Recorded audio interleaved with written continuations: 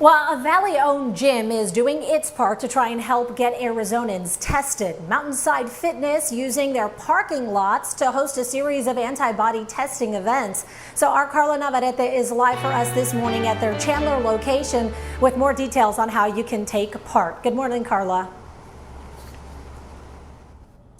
Yeah, good morning to you, Allison. In fact, I just heard Melissa talking about that COVID test, and this is different. This is an antibody test. This morning, I'm joined by CHANTELLE KETCHEM. She's with Patient's Choice Labs, and they've partnered with Mountainside, as you mentioned, to take care of all of this antibody testing. Give us the difference between a COVID test, the actual swab, and then the antibody test that we're doing here today.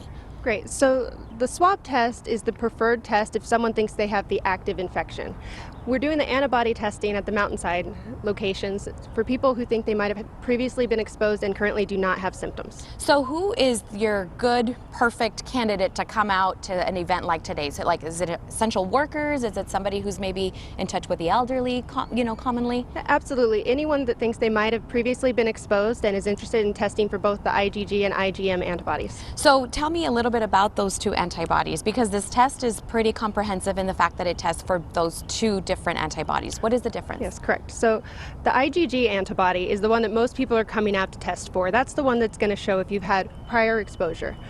But there's this little gap of time where both the IgG and IgM could be positive for people, which would mean that they are still currently infected. So we're testing for the IgM and the IgG simultaneously. So that gives you a little bit more of a reassurance that the results that you're getting are in fact representing what you have and what you don't have. Yes, it's really great because it reaches a population that may have gotten false confidence from only a positive IgG test. Okay, thank you so much. And one thing I want to mention is that the lab, Patient's Choice, is certified by CAP, and that is pretty much like the standard of excellence when it comes to labs.